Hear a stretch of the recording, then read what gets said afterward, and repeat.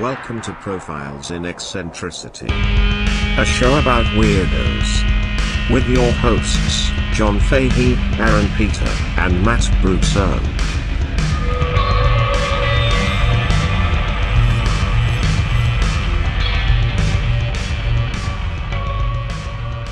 Hello, folks. Welcome to Profiles in Eccentricity. It's a Dal Garn show about weirdos. Oh, Jesus Christ! Oh, for the love of God. We're over here on the Patreon.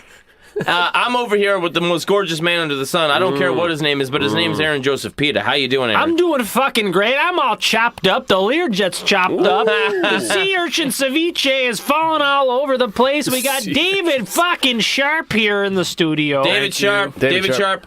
John Fahey, you very famously helped us out with the Blocaine baseball episode. Yes. Matt Brousseau also Oh, here. hi, I'm here. He is the one that delivered your... Two of my major passions in life, baseball and cocaine. Yes. You both have exceptional voices for podcasts. Oh, he's got a great voice, doesn't No, he? you have Yeah. a great voice. Yes. Well, you're also a liar.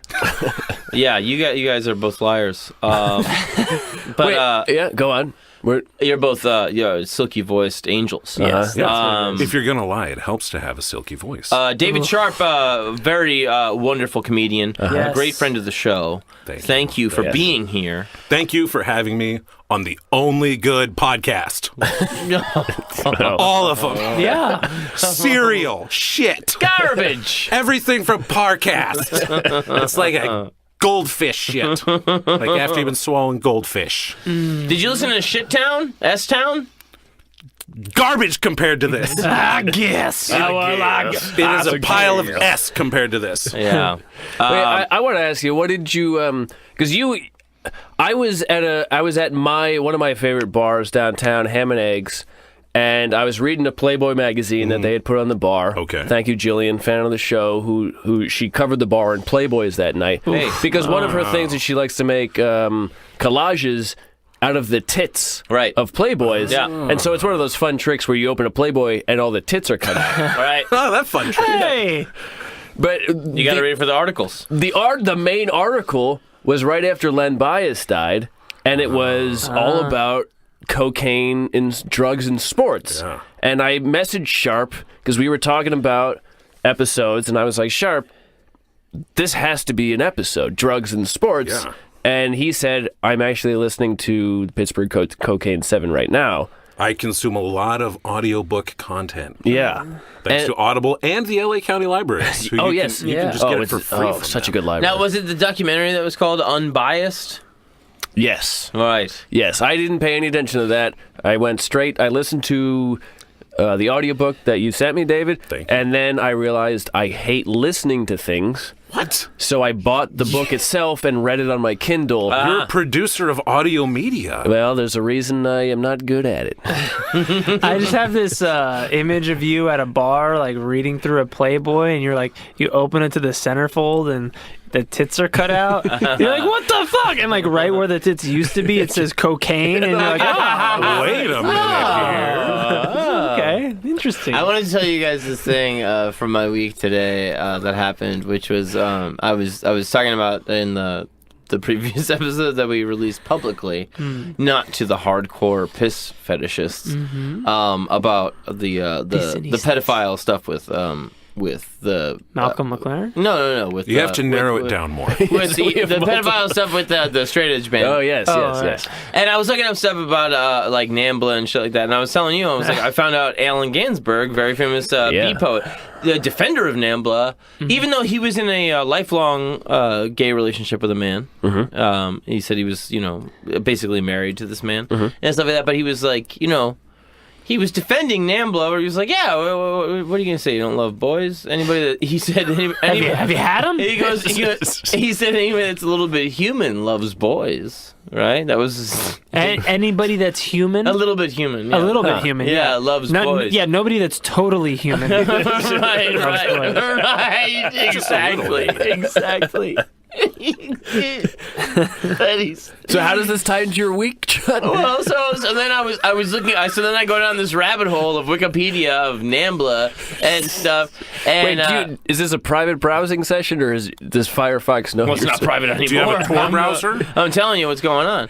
And so I go down and it was like, in the beginning of the LGBT movement, the North American Man Boy Love Association was like an early organization that was accepted, and it was not thrown out till much later. It was LGBTQNAMBLA. yeah, like it was like, and that was and they were saying NAMBLA was an organization that was tied to international pedophilia organizations. So I was going. So I said to myself, "Hold the phone here." Who are these international pedophilia organizations? And so the British government. It breaks them down. It breaks them down by country. And Germany had 10. Well, they have a very diverse political system. I was like, Germany had 10. They had 10. Is that a lot? Is that a lot or a little? That's a lot. Oh, okay. That's a lot. I don't know what I we're mean, the comparing Netherlands to. had like 2. Okay. And the UK had. The UK had like The BBC. I think they had 2, and there was this thing, where they had it was called PIE, which is the same acronym as this show, and they had a magazine called Magpie. One of the British organizations for pedophilia.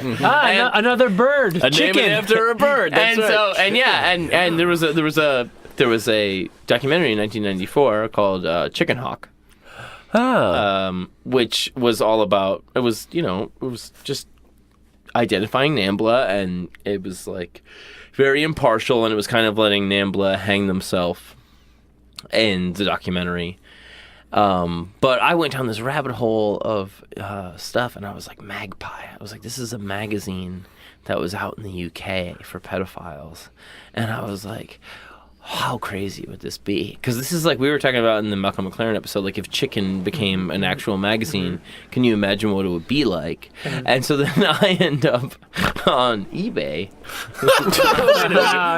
looking for issues of Magpie. And I had to say to myself, John, you cannot order an issue of a pedophile magazine. I had to have this conversation with myself where I was going, you cannot do this. Because in my mind, I was for research. I was opening, yes, exactly. Which is how, like, the guy from The Who was like, he was called child porn. He was like, it was for research. But I was like, I almost did this to myself because I was really getting it for gags, not for the salacious, delicious child porn. A lighthearted present. Because what I really wanted was, I wanted it to be like, I wanted to get the magazine and be like, And cut out all the kid dicks. no. Make a collage. I realized the way I talked myself out of it was, I was like, it's gonna be semi-child porn.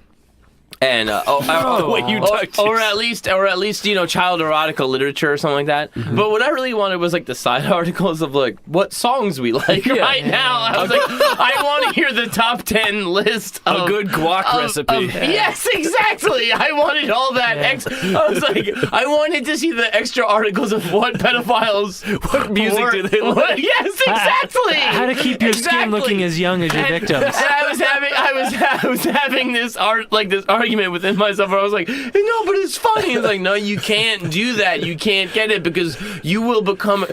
My friend, do you want me to order it? No, I don't. Okay. But I was like, you will become a creep, and this reminded me of this thing. Is my friend Chris was like very into getting the most offensive and fucked up, internet shit as possible. And he was talking to us. He was a little bit younger, a little bit more millennial, and he was telling when I was in a band. He was saying this to me, and my friends. He was like, you guys know about this birth porn? We were like, what? And he's like, yeah. He's like, it's like a lady giving birth to a child, and while she's giving birth, there's like a dude around, like sucking on her tits and like into it. And he's like, my friend is gonna give it to me, and my buddy Nevin was like, you cannot watch that. He's like, if you watch that, you will become creepy. He's like, he put his foot down. You become creepy. He was like, you cannot have that. There's no going back. There's no going back, and he was right.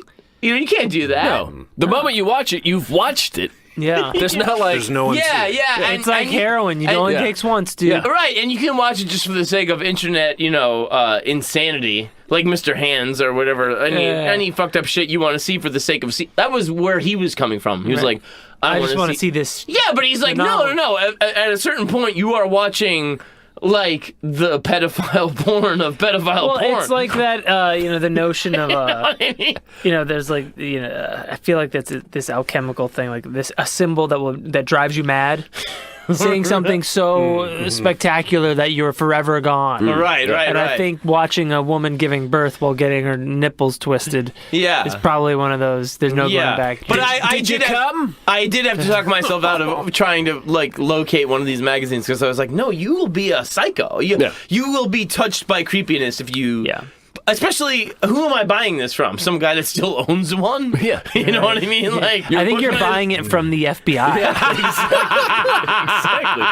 Exactly. The only way to watch that is in a university with 5 scientists behind you. Right. And like, I just like have a conversation with myself. I was like, no, John, no, don't even go down. But also, what music did they like? You know what I mean? All the articles are just about Len Bias dying of cocaine. It's the cocaine issue of Magpie. So I just wanted to share that with you guys. This thing I have with the rabbit holes I go down for the show. If I got one, would you read it? Speaking for John, he 100% would read it. I mean, I would. For the article, I would rapidly flip past anything that looked, It's not. I'm sure. Listen, I'm sure it's a reasonable. Oh, you think it's reasonable? You think it's fucking as pedophile reasonable? Magazines go, it is the most adult. Yes. Yeah. I'm sure it's Better or That's worse? a better word. Probably way less music articles than Chicken had. That's probably true, yeah. Are the kids writing the articles? Or... There's so much. I'm sorry. I just wanted It's a Patreon episode, all right? Yeah. You know you signed up for Yeah, you do. it. Anyway, Sharp, what is it? what's up? Was I there could anything? not ask for a better segue. So we Sharp, talked you about like fucking kids? Yeah. Actually, that connects to the profile I brought for you today. No, it does But not. isn't It does that not. I'm sorry. Is there anything that I missed that you felt is worth a mention of that the Blow-Cane baseball. the Blow-Cane baseball episode? Well, I guess it depends on if you're planning on doing a follow-up about the '86 Mets, because I have a lot of questions about them, but you just barely. And I thought we were going to get to that because I'm a Opened that up. massive Mets fan. That's true. I have two. Yeah. I don't have. There's not enough time. That's a full episode. It is. Yeah. It is. Gooden and Strawberry. Oh, and yeah. Lenny Dykstra is also insane. Lenny. Oh my God. He was a financial guru. Yeah. He was the worst financial guru. A guy named Nails? Yeah. Just a guy named Nails? I read his autobiography, because it's written by him. It is so good. Are the misspellings kept in? He swears more than any other autobiographer in history. Really? That is his adjective of choice. He's not a smart man or a good writer. No. He just had an interesting life. And so it's just like, it's him chopped up dictating this to some like poor secretary who has to just like, oh, that is fascinating, Mr. Dykstra. That's good stuff. All right, so David, what do you got cooking for us? Our subject today did not do any chomp. Oh my God. Oh, well. He also did not drink, and he was a married man for most of his life. Mm-hmm. However, he indulged in the one vice that I don't think you guys have really talked about on this show, to my knowledge, and I've listened to all of your episodes because, like I said, it's the only good podcast. Oh, thank you, David. Today, for you, we're going to talk sweetheart. about the story of the greatest gambler that ever lived, Amarillo Slim. All right. Yeah. Hell yeah. Start off with Amarillo Slim, tall and skinny, as the name would imply. 6'4", 170. So Slim was not his original last name. His actual name is Thomas Austin Preston Jr. Good change. Good change. Not a good gambler's name. To give you a picture of Amarillo Slim, we'll start from the beginning. Let me give you a picture first, though. So compulsively clad in usually snakeskin boots, but he said he had over 30 pairs of footwear. He was the Imelda Marcos of poker footwear. Alligator, lizard, ostrich, calf, kangaroo, and more. Most of them with his name surrounded by diamonds, hearts, clubs, and spades. Jesus Christ. $3,800 for a pair of white alligator shoes were his favorite. Always wore Stetson. Around the band of the Stetson was a rattlesnake, which he killed himself after it bit him. Wow. It's like, if you're going to have a rattlesnake around you earn it, right? Yeah. Let me tell you about this fella up here. Fold. And the voice actually wasn't that far off because people said that he sounded like Roscoe P. Coltrane from the Dukes of Hazzard. He was the bumbling, like, you Duke boys. Wow. You outsmarted us to get boss hog. Well, this damn snake bit me, and I sucked the poison out, spit it right back in the snake's face, and then I put it around my hat. There's a great Chopped old, his head off, made him a hat. great old joke about that. There's an old joke where it's this guy, Pancho and Lefty. They're walking through a forest, and a rattlesnake bites Lefty. Oh, yeah. And so Pancho's like, "Oh no, I need to fix this." The snake bit Pancho Lefty right in the penis, you know. Yeah. And so Pancho's like, I got. So he rides into town. He finds a doctor, and the doctor's like, well, the only way to get it out is you got to suck out the venom. So Pancho rides back, and Lefty goes, what'd the doctor say? And he said, Pancho goes, hey, he said you're gonna die. Because that's the limit of his friendship right there. That's like how much I care about your life. Not enough to make non-sexual oral contact. Non-sexual oral. If you're so straight, save me. If you're so straight, suck the poison. This poison tastes like pennies. December 31st, 1932, Thomas Austin Preston Jr. is born in, obviously, Johnson, Arkansas. However, the family soon moves to Turkey, Texas. But then after that, they move to Amarillo, where he actually spends most of his time growing up. His parents get divorced. His dad runs a restaurant and a used car lot. Of course, a gambler's father is a used car salesman. That makes sense. Preston is a prodigy at school. He does 3rd and 4th grade in 1 year. He's amazing at math, which is I'm sorry, real quick. What time period are we having? So he was born in 32. Okay. So right in the thick of the Depression. Yes. Money is important to this man from an early age. Yeah. So he gets a scholarship to Peabody Academy, very prestigious private school, but instead of spending time with his lessons, he spends time in their day room playing snooker. Oh, very nice. The table game snooker. So he learns basically at school how to be a hustler, cheating his other school classmates. He comes home from the academy, and his father disapproves of the fact that he's now going into like pool halls, that he's gambling with like the older used people. car salesman. The used car salesman disapproves of his son's burgeoning pool hustling. They're all a bunch of hucksters in there. But he gets good at it. Yeah. Like, nobody expects a 16-year-old kid to be as good at snooker as he is, so he's hustling like the old men in the Mexican part of Amarillo. I didn't even know snooker was a game here. I thought It's that was not just a really British thing. anymore. Right. It No, not certainly anymore, was. Yeah. Yeah. So snooker, of course, is a billiards. Like pool. Yeah. Pool, billiards, game. snooker, they're all in the same. You're hitting a spherical object with a long pointy one. Yeah.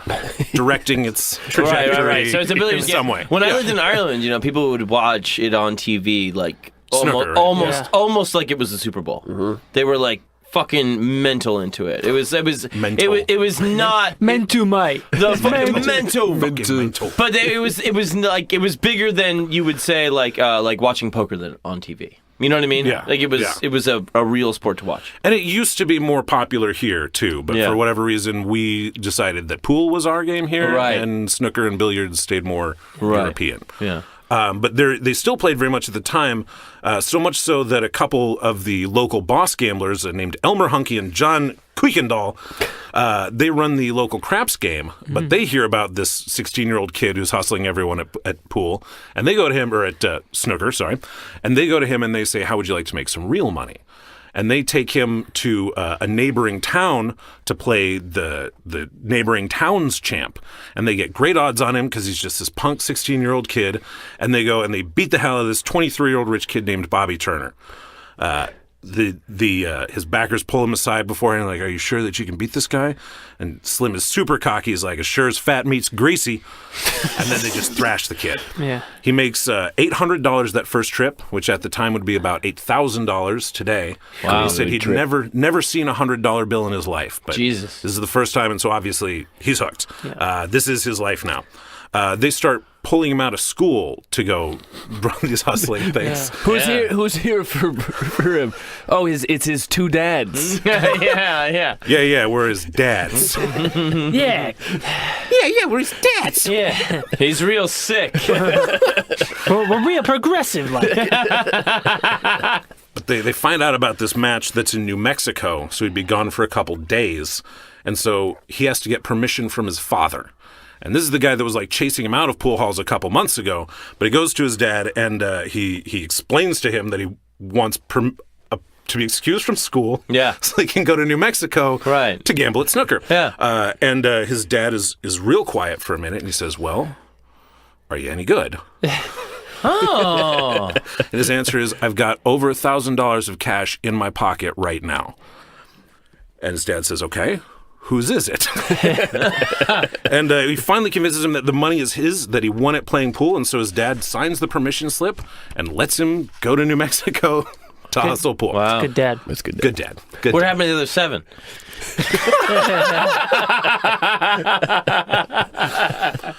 So later he starts now then just going, that's like his license to just go wherever he wants. He goes to a trip to Hot Springs, Arkansas with these guys, where he does not play, but he meets a man named Rudolph Walter Wanderone Jr., who you might know better as Minnesota Fats. No shit. I like that.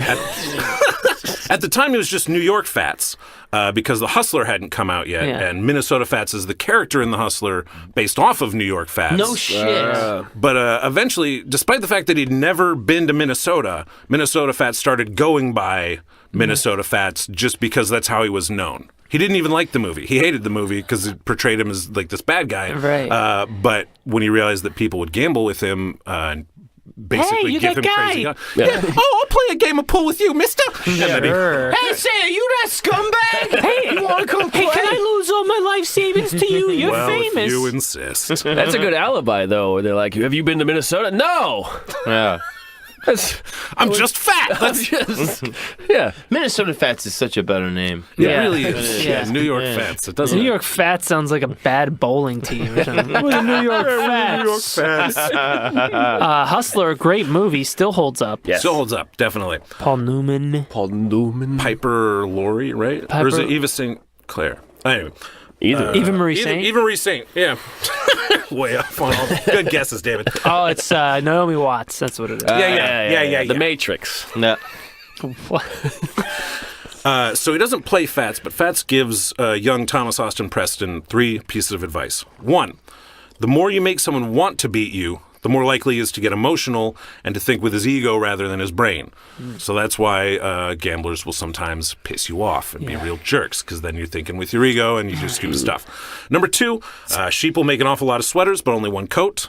Also said you can shear a sheep many times, but you can skin them only once, is the old adage. And then lastly, his 3rd piece of advice was you need a good nickname.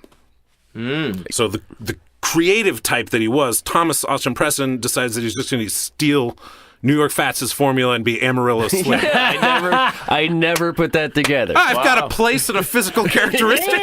that'll work. I'm from here and I'm this. Yeah. Great. So he's Amarillo Slim. Los Angeles Blue. Yeah, might as well be, right? Yeah. Amarillo Slim sounds good. Yeah. It does sound good. It's almost as good as Minnesota Fats. Yeah. It's good You know, stuff. similar Slim is a cadences. very gambler name. And it's like 3 syllables and then 1 syllable. Yeah. Amarillo Slim. Minnesota Fats. Fats. It's good names, good Right. nicknames. Duluth Diabetic. Right. Yeah. So he's 16 years old. He's in high school. He's gambling, and the army comes to the high school. This is right at the very tail end of World War II, and they say that anyone who enlists in the Army can graduate early. And so he's like, that's definitely a good deal. Yeah. Go be in the Army instead of just being a high schooler? Sign me up. And so he did. He signed up. He enters the war he enters the Army right after World War II ends. And as armies are wont to do, they have a pool table. And so he's spending his time shooting pool when an officer sees him and sees how good he is, and he becomes that officer's aide. Which means that all he has to do is like go fishing all day, gets out of pretty much all of the Army stuff, aside from one mission that he had to go on with this guy that he was an aide to. They went to go witness an atomic bomb test. No shit. What? So the Bikini Atolls... field trip. Yeah, a little field trip.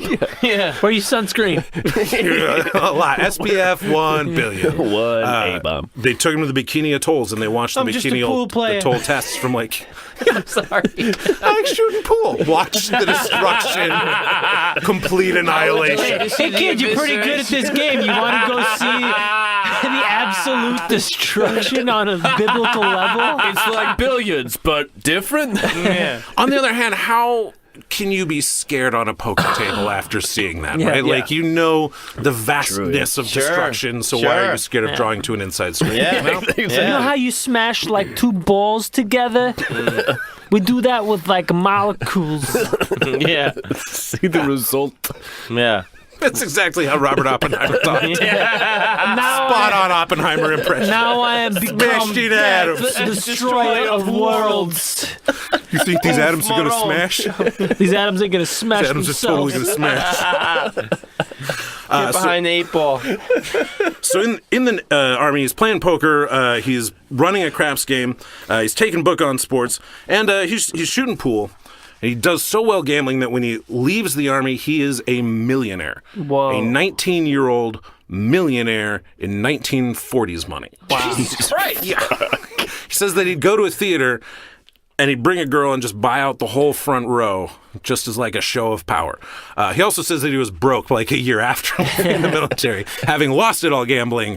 But even still, he made $1 million in the military just gambling. Wow. Jesus.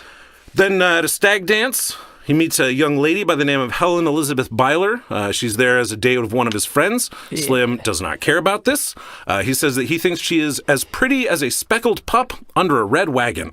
Huh. So he takes her out on a date. Yeah, I know. Wow, Juan Carlos Williams. You know? Yeah, know, we you used know to have different standards back then. Yeah. Women used to like being compared to dogs. Two dogs underneath wagons. Like a dog under a wagon.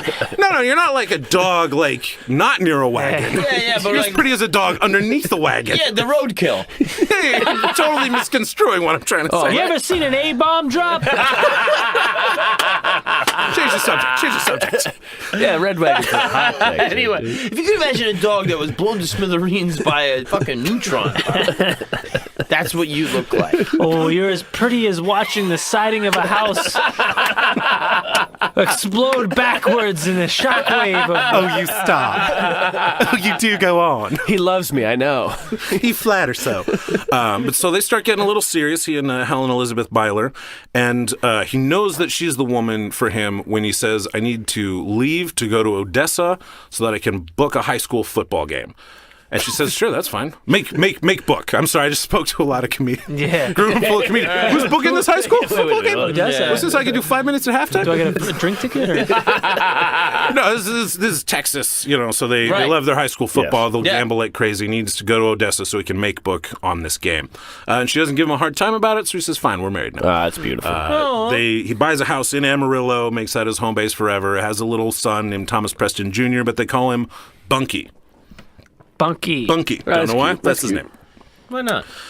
He is still hustling. Like, that doesn't stop him from being a professional gambler. This is his profession, how he makes money for little Bunky. So he travels... Booking for Bunky. He hears about a guy named Elmo Sands. Elmo Sands lives in Provo, Utah, and he's gotten super rich by inventing a thing called the quick press. It was like a home dry cleaning machine. And he also thought that he was good at pool. So Slim plays this long con where he travels to Provo, he sets up Helen and Bunky in a hotel, and then he spends his mornings with the family, making breakfast, going fishing with the kid, and then every day at 2:15 he goes down to the pool hall, dressed up in like golf gear, golf tee behind his ear, looking like a man of leisure Yes. off the street, and he starts playing pool with the small timers there. And what he does is he'll lose a game to him and he'll say, oh, you want to play for a little money. Right. So they'll play for $2 and he'll lose to him for $2. And he'll say, okay, let's raise the stakes now. And he keeps raising the stakes with the local folks until the word starts getting out around town. There's like, oh, there's this tourist in town who is terrible at pool, but he just wants to gamble. Yeah. And so he loses to someone else, raises the stakes, loses to someone else. He loses like $80 the first day, a couple hundred the next day. And then finally, Elmo Sands hears about it, right? Because Elmo's like, I need to get a piece of this tourist just throwing away his easy money. Oh, I need to go see this tarded guy. this idiot. Now I'm a millionaire. He's dressed like a golfer in a pool. This dope with a fucking frosty fucking ball on his cap, and he's just giving away money down. I can win $200 off this guy. What I've always found interesting about stories like this of the time is That's way too professional of you. thanks, David. Is how people like hear about this. How did Amarillo? Oh, I'm in Texas, and I hear about this guy in Utah. I know who exactly. plays I don't know. pool, and he's like One of his word of Facebook mouth. friends. Word of mouth. I don't know. But Yeah. nothing's going on. There's nothing going on. They have no entertainment. Some guy came into town and was like, Amarillo, I was just out there, and there's this guy. Yeah, how do you know he's telling the truth? Sure, exactly. And then you're just go going to drive Utah and Provo, Utah. Well, it's the 49ers. It's a search for gold. Yes, exactly. But also- it's panning for gold here. The truth has such currency at that time. Sure, there's no The fake news. truth has such currency. If you're like, let me tell you something. There's a guy down in the pool hall. And gamblers He's dumb are as a culture. dumb as a It's box a of network. rocks. Yeah. He's dumb as a box of rocks. Yeah. And I swear. You know what I mean? Yeah. Oh, the medium is rumor. Yeah. The medium is The medium is rumor. Yeah. Science has failed. Science has failed. He's like Time kills. Time kills. Yes. Yeah. That is Amarillo Slim's second maximum of gambling. But so Slim has this principle. He says, I never want to just beat somebody. I want to break the son of a bitch. He's trying to make as much money as possible. He wants to skin the sheep and then make a coat. Exactly. Yeah, I want several sweaters and a jacket. Fuck him. So he finally meets Elmo. Elmo comes into the pool hall to get a piece of this, and I wrote a drama here if someone wants to play Elmo for me. Oh, yeah. Matt, you're reaching out. Why don't you be Elmo and I'll be Slim here, and we'll be in the What's pool my hall. motivation? Your motivation is you invented a thing. You're a millionaire. You love pool, but you're also an idiot. Are we getting a little radio play here? is This awesome. is incredible, Radio play. David. Amazing. Very nice. Lucky you. Drama Patreon number subs- one, huh? This is a script it's format. drama Right back to H.G. Wells.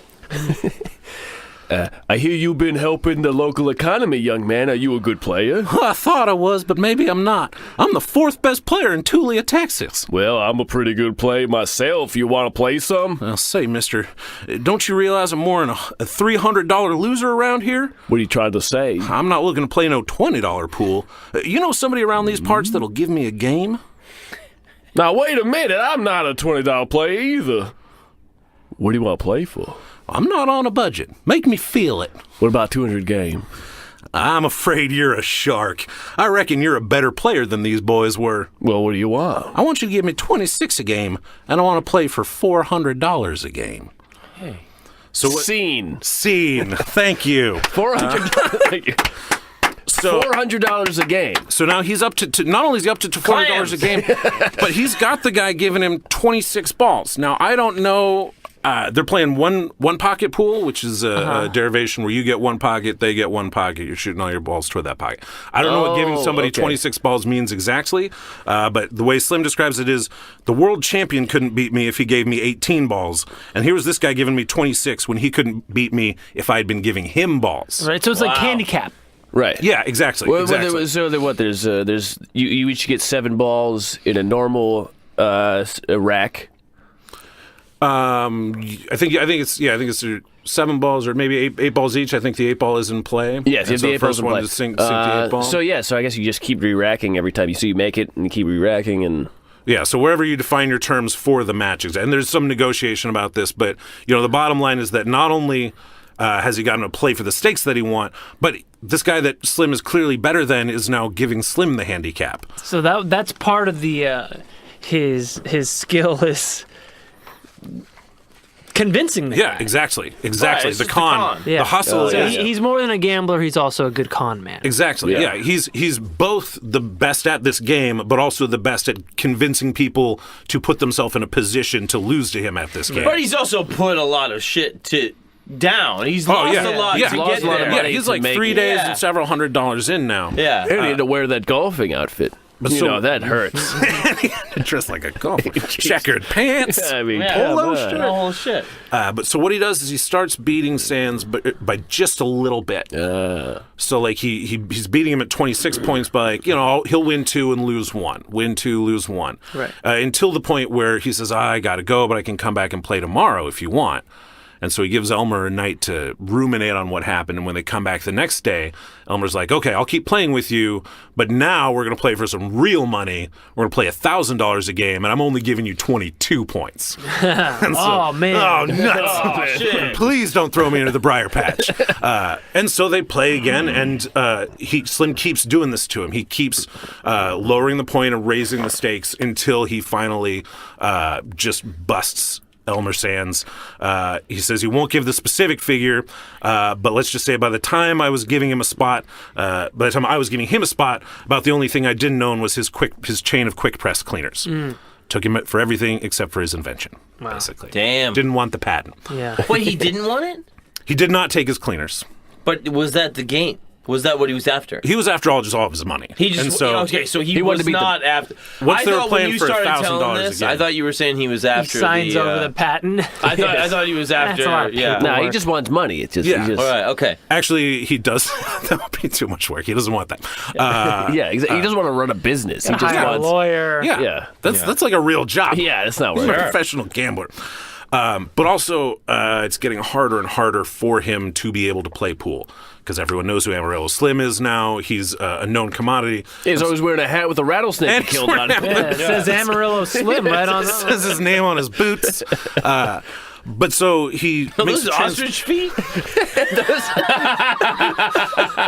No. No. No. Are you Amarillo Slim? No, I just No. stole his boots. No, I just walk around an alligator and shit. Bunky's dead. Yeah. Monkey's dad. No, I'm Tulia Slim, different guy. So what he does is he starts moving into more legitimate businesses, making book and playing poker. Yeah. Really? Like a gentleman, yeah. So just out of nowhere, shift from pool to poker. He's played a little bit in the Army. He's played, back rooms and things because he's a gambler. Like Okay. that's So he's is not it- a snooker player. Snooker is a vehicle for him to gamble with. Right. Right. This is just Interesting. another method. And so poker is an arena where you're just pitting your gambling sense against another person's gambling sense. Interesting. Or five other people. Yeah, or but I eight mean, other you're people. talking about a skill thing, and you're not as much talking about a chance. It's definitely thing. a different set of skills, but remember, this is the kid who was the math prodigy that got sent to the private academy. Yes. Sure. So he's no dummy, even if he comes across like one. Very interesting. Because that's all part of the hustle too. Is Right. looking like some idiot cowboy. I don't know much about much. I don't know. But I try my best, and I do have a rattlesnake around my head. I don't know how did it got bat my cock. Meanwhile, in his head, the Matrix code is falling. Yeah, exactly. That is exactly what's happening. Why do you have a in rattlesnake? Emerald Because it bit me. Springs. So I murdered it. Yeah, so like, yeah, you would assume someone with a rattlesnake who bit them, you'd be like, this guy's a fucking idiot. You got bit by a rattlesnake. Right on his cock. His dick. Yeah. I know, but I would suck it out You for wouldn't him. believe the look. Also, though, that says that dude's a vindictive son of a bitch, right? Like, Yeah. I fucking murdered this guy. Yeah, Held him up exactly. as a trophy. I carry a dead body with me. The snake bit me on the dick, and then I made the snake suck it out. Suck my dick, you rattlesnake son of a bitch.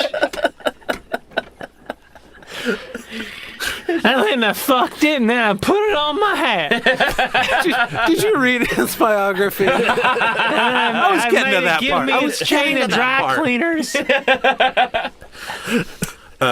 Okay, so he's playing poker now, playing backroom poker games in Texas, and he meets a couple other players named Doyle Brunson and Sailor Roberts. Doyle. Doyle. Son of a bitch. Yeah, if you guys know poker, And who was the other one? Sailor Roberts. Sailor Roberts. Brian Sailor Roberts. Sailor, yes.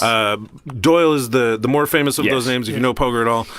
We might say that Slim is the greatest gambler of all time, but Doyle is the greatest poker player of all time. Is that really? Stu Unger would be the other person I think you could make a logical case for. Really? But it's one of those two guys. Okay. Stu Unger, by the way, is the guy that I thought about doing a profile with earlier. Did a lot of chop. Stu Unger, that's might be perfect for this show. Stu, so much chop, his nose collapsed. Had to wear like sunglasses. David, you have a gambling problem, is what I'm gathering from. What? I'm not going to say I have a gambling problem, Matt, but if you want to bet me about it. But anyhow, these three become good friends. They start sharing their bankrolls when they go play together, and so like if you pool the profits and split it three ways, which helps mitigate the losses. Of, fortune, things like that. Don't you think that's so antithetical to like the shark mentality that you would assume these guys would have? But it is a very mathematical thing to do. Exactly. It's risk mitigation. Sure, but don't you think that these guys, especially when they're so brought up in the con? Very much so, which is why this partnership is kind of a unique thing. Yeah. That these three guys would trust each other enough that they would actually be willing to do that. Yeah. Because if you do trust the guy enough, then you're absolutely right. It is much more, you can be the best poker player in the world, and you can have a guy hammered down to one last card in the deck. But if that card comes up, he still wins. That's fate, and that's just part of poker. Yeah. But if you have three world-class poker players playing together, one of you might get fucked by fate, but two of you aren't. And so then if you chop those profits three ways, you all chop it up. Well, you got to chop it up. You have to chop it up. Now, Different kind of chop it up. if I'm going to trust you fellers, we all got to get our dicks bit by a snake. And then I spit the poison into your hole. You spit the poison into my hole. You don't feel it as much if you chop it up. We're dick spit brothers. Wow, I don't know why they call you Amarillo Slim, buddy. You're packing. Amarillo girthy. Okay. He was 6'4". Okay. So So, like I said, I think of the time and the lifestyle. It is still remarkable to me to trust other people. It is and do you think it was a thing where it was like, we're so much better than everybody else? And that if the three of us get together, that we will be kind of like a bit of a corporation? Legion of Doom. Yeah, very much so. Very much so. I think they did see that because this is getting ahead of us a bit, but the World Series of Poker comes into play at a certain point. All three of these guys would be champions at the World Series of Poker. Really?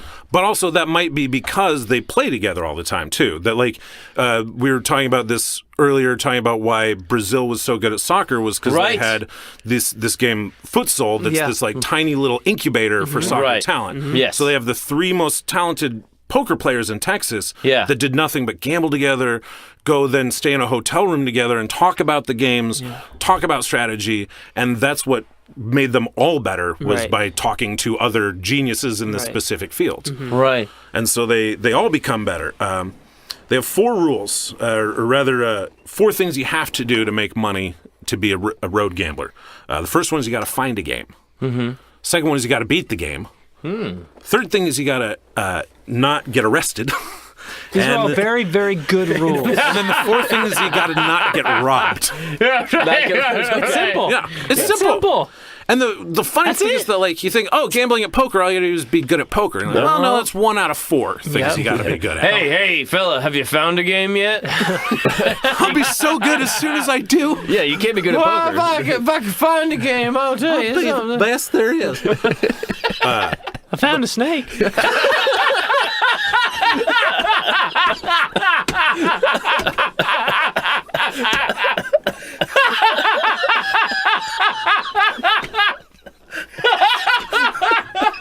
Just like once an episode, Faye just loses it. That's my favorite part about this show is that it's the most random jokes too.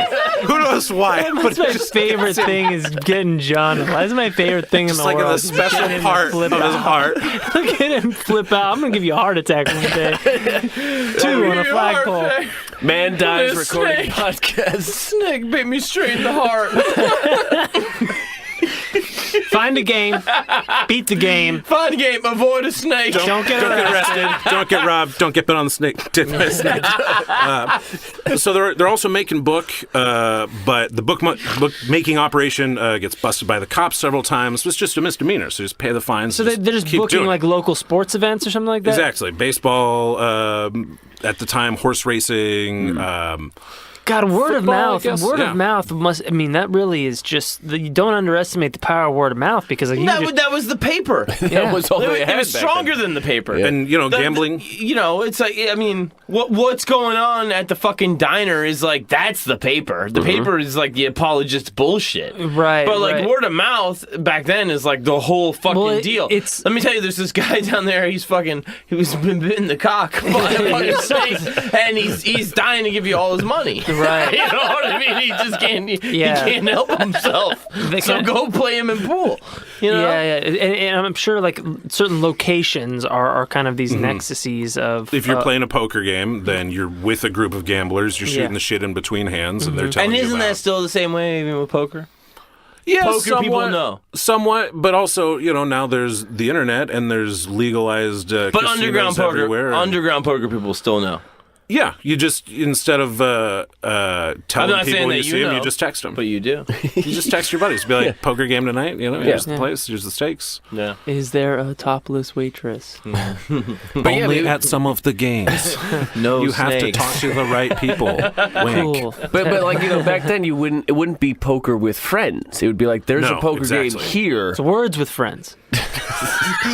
Yes. They were playing high stakes Scrabble. But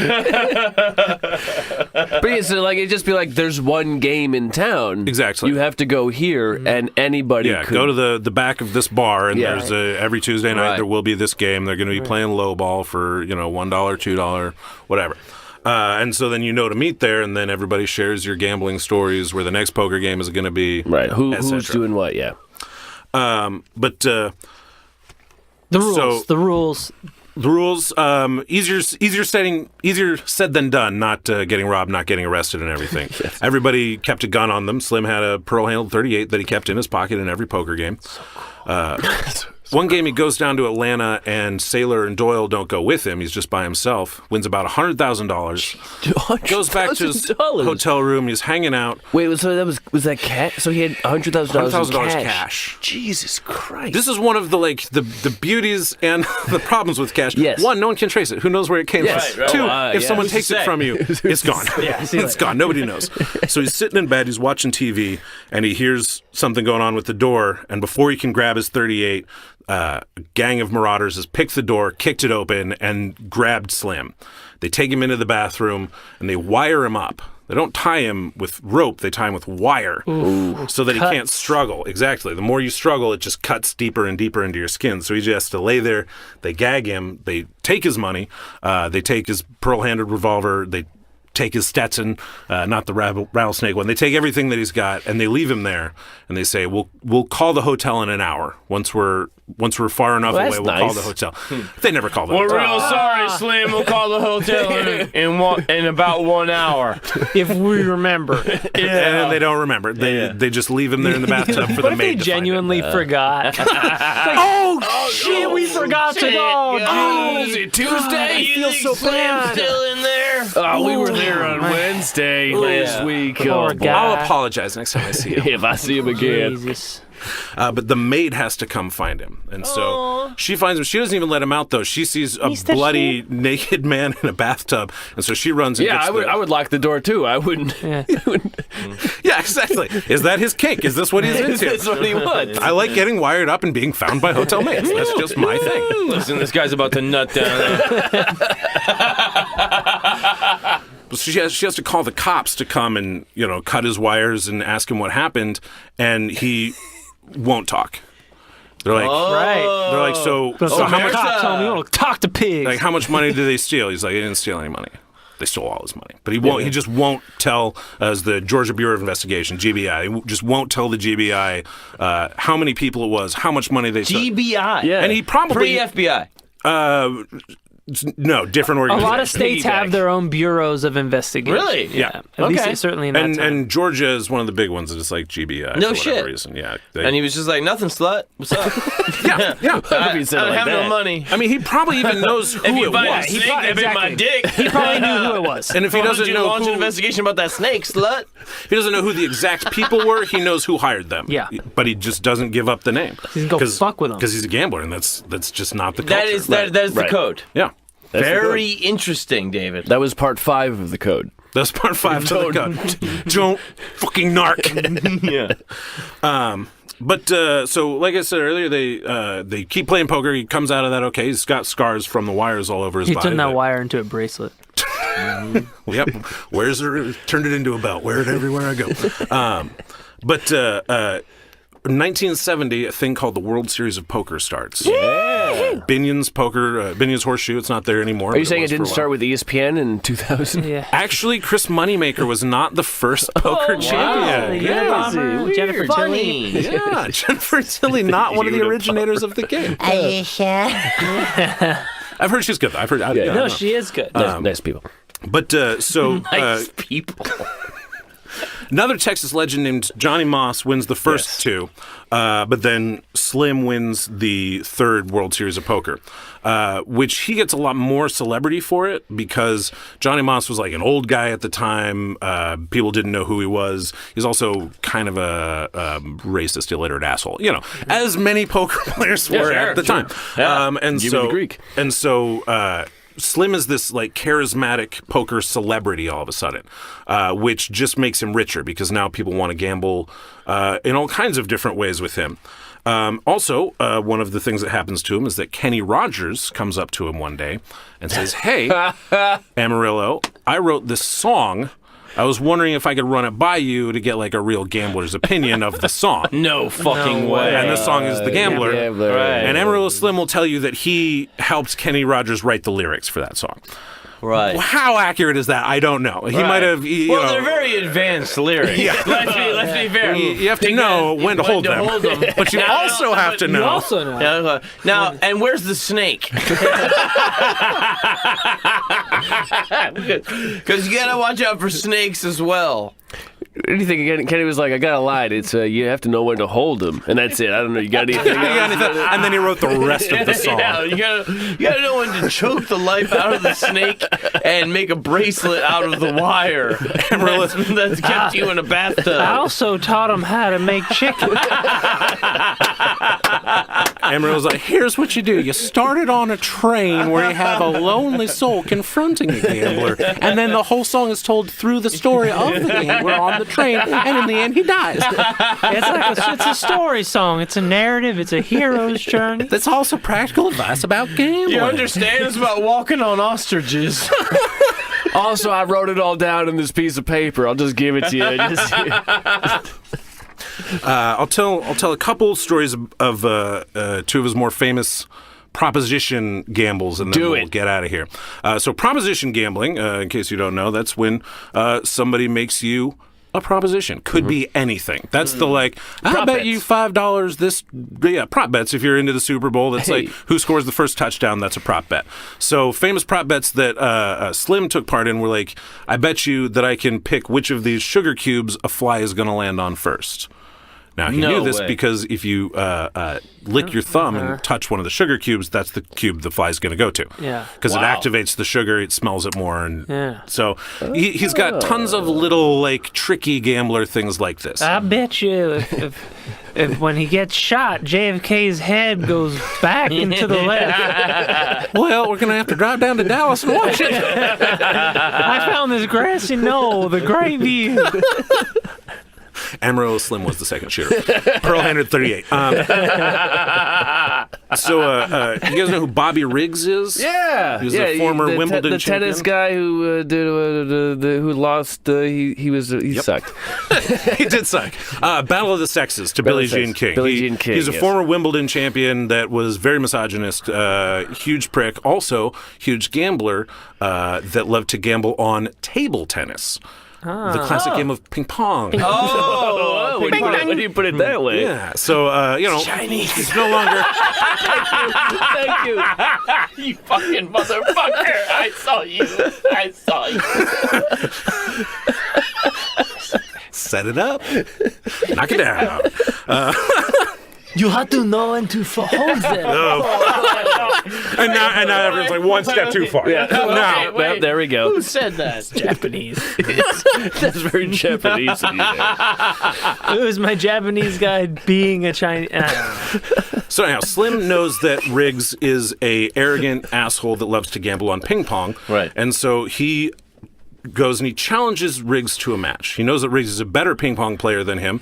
And so what he says is, I will play you in ping pong if I can choose the paddles.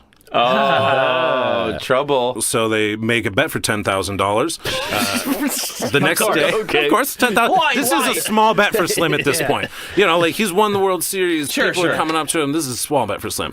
Bet $10,000, and the next day they show up to play, and Slim has 2 cast iron skillets. No. Says, take your pick. These are the paddles. No. And so Riggs takes one of the cast iron skillets, and the thing is that Slim has been practicing for months With cast using iron this skillets. cast iron Of skillet. course, of And course, so of course. What an ass. Riggs Brilliant.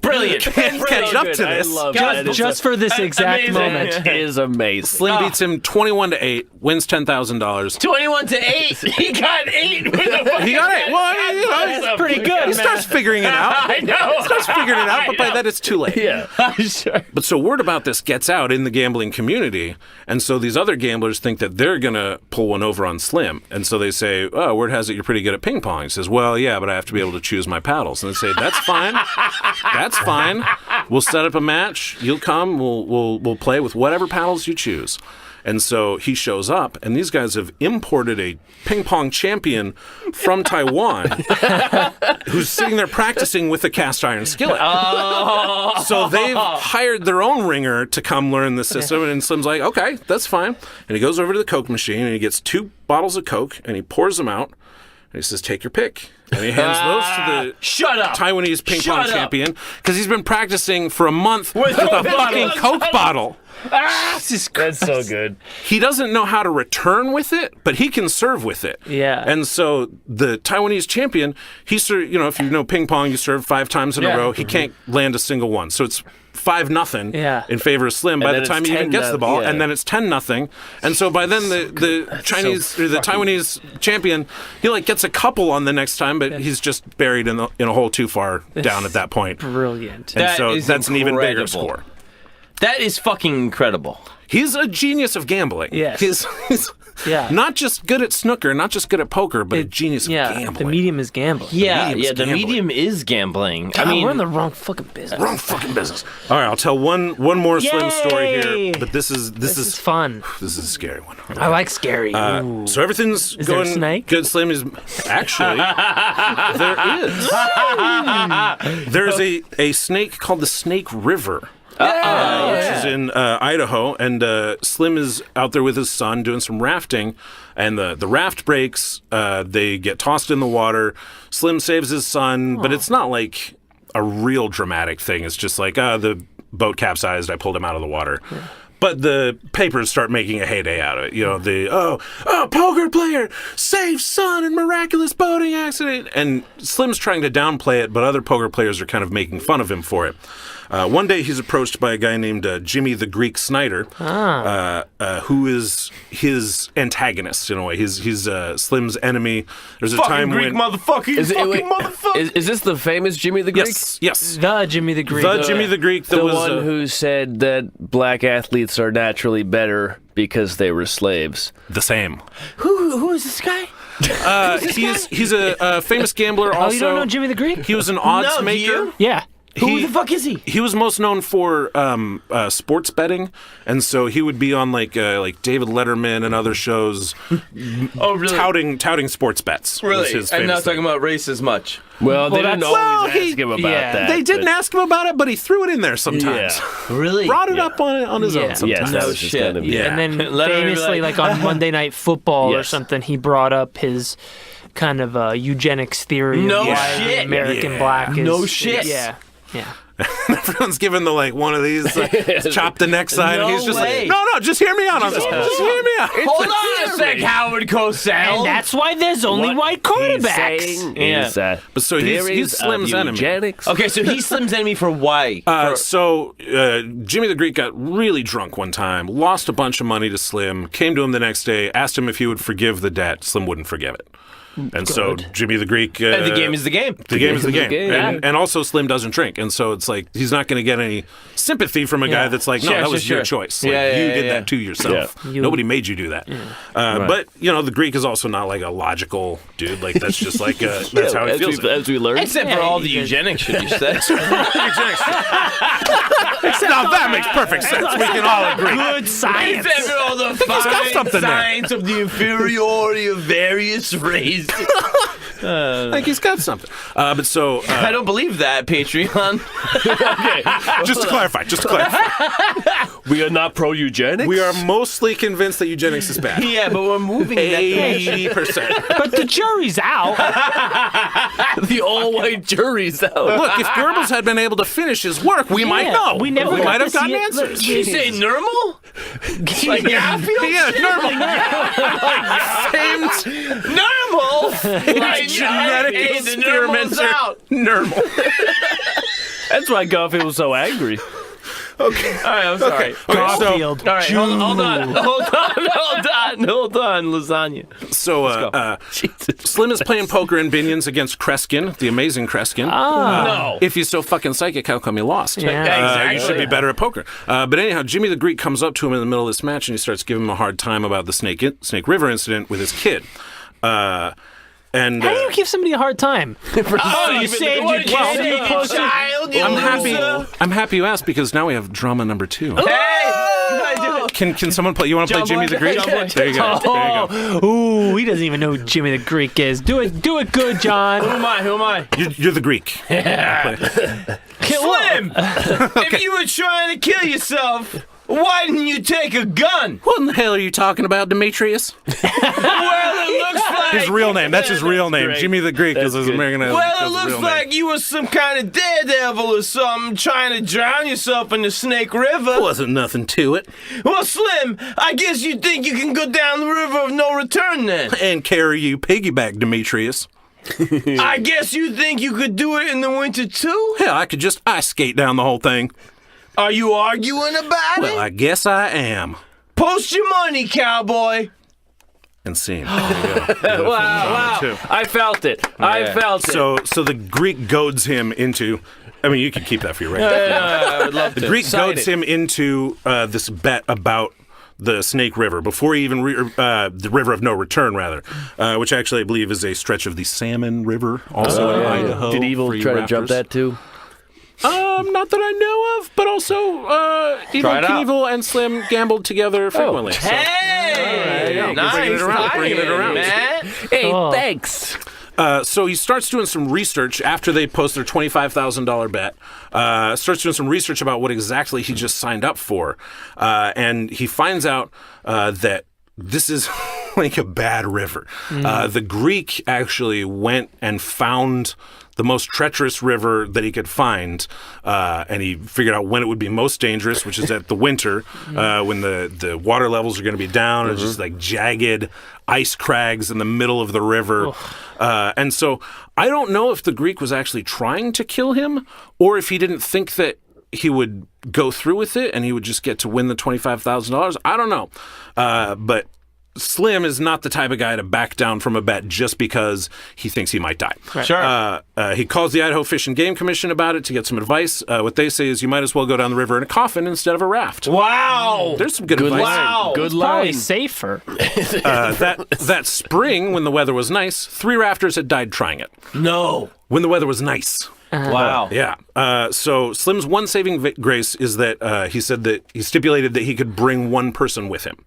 And so the person that he brings is a guy named Jer Chapman, who's kind of related to his wife, but who's also an expert outdoorsman from that part of Iowa. Jer? Jer, G-E-R...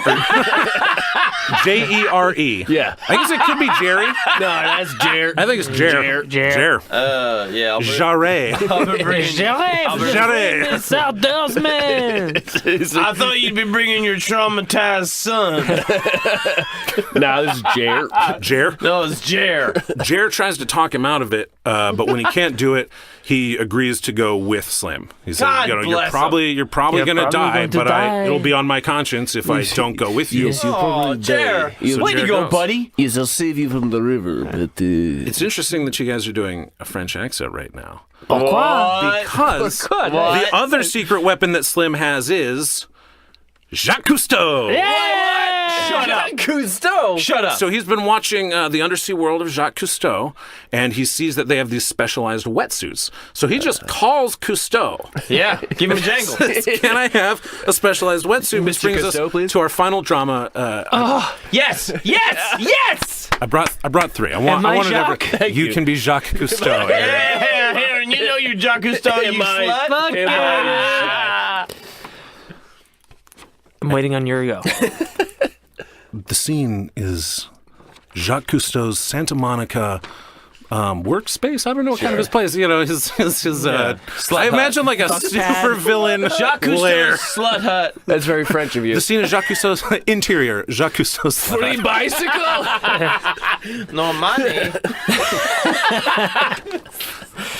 I think I can find a way to keep you from freezing to death if you can find your way out of the water. Well, Jacques, if there's one man on God's green earth that knows water, it's you. Oui, this suit can keep you alive for up to 15 minutes. No longer. What do I do after that? This is the best we can do for you, sir. Good luck.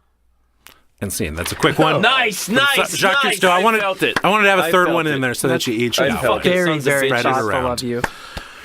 But so he's got this film crew that's covering it. You know, they're in a helicopter hovering above the thing as he's going down. Also, in case things go real bad, they can maybe pull him out. But they're Right. also in a helicopter above a river. He's got 15 minutes before he freezes to death. First few days go okay. But then the third day, the raft rams into one of the exposed, jagged ice crags that we've all heard so much about. And it's a raft, so the bottom is flexible. And so basically Slim slams into this giant hard rock, smashes him right in the knee, and then pins the boat up against the crag. And so they're stuck now against this. And Jer is like, you have to go under the boat and dislodge it, and then I'm going to paddle to safety from there. And he's tethered in. So Slim jumps off the boat. He goes and he pushes it off the crag. And it's like the sled is shot out of a rocket after that. Yeah. And so he's just being drug along through the icy water and the crags. as they paddle. Underwater. Yeah. As they paddle to the, they've got 15 minutes here to get him out of the water Christ. and get him warm again, or he's going to die of hypothermia. They get him to the side of the river. They build a fire. They strip off their wetsuits, and his knee just balloons to like twice. He says as big as my hat. That's a big hat. It's a the one with the 10-gallon snake? Stetson. Yeah, the snake Stetson. You can maybe make a tourniquet out of the snake. So they see it balloon up, and he's like, I'm just putting the wetsuit back on. We're ignoring it. Yeah. And they're almost there. The next day, they have to like chop through. Magic word. Boy, my knee hurts. Maybe we gotta chop our way through it. It's not feeling so bad now. So they have to chop their way through slush before they finally get to safety. He collects the money from the Greek, but he actually doesn't make any money off of it. He loses money between like the specialized wetsuit. And Jacques the Cousteau. helicopter Yeah. So the conversation with Jacques Cousteau. He just charges by the hour. I don't know. The medical bills for his knee, which he broke on the rocks. But he survives, and he says that he will never gamble on anything except money again in the future. Wow. So he survives it. So he survives. Dude, I can't Makes it believe down it. the river. I thought this was the... That's the end, right? This is where he dies? I thought that was the end. Nope, colon cancer. You can't gamble with colon cancer. At 83, though. Oh, that's 83 years That's old. pretty good. Yeah. In what year? Let's see, 83 was born in. I'm sorry. I'm sorry. He's born in 32. It was 2012. It was 2012. Wow. That's right. Yeah. Oh, dude. Relatively Good recent. for him. My Because I remember calendar. seeing him in some of the World Series of Poker televised things. Really? Looking in the old 2000 when it became hot on ESPN in the 2000s. Still well dressed. After Rounders. Always wearing the suits. Really? Yeah. God bless Rounders. Wow. See that man? He's Man, 2000 so many 2012. idiots think they could be poker geniuses. yeah. Can you imagine how haggard the snake looked at that point? Yeah, right. On that. Just being Snake, this is my wife. the little eyes that he'd put in there falling out. Googly eyes. Snake like on the Stetson. That was great. David, man, that was David, that Sort was of Amarillo amazing. Slim. Oh, Amarillo Slim. This one, Patreon subscribers got your money worth this Oh one. yeah. Yeah, that was incredible. That was great. David, thank you so much. Well, thank you Thank you. for having me. Boys. Anytime you want to come Please. Yes, back. absolutely. Oh, I got so That many. was- I got so many weirdos I want That was- to talk about. that was Every just- time I'm like listening to a podcast about like a really good weirdo, I'm like, oh, new profile, got to do Hell this. yeah. Reading a biography.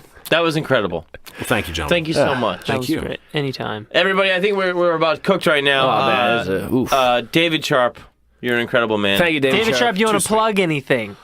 No, Ah, what did it? nah, nothing you want. I got nothing you people want. My name is John Fahey. Good night, everybody. My name's Aaron Pita. Good morning. I'm Matt Brousseau. Howdy doody.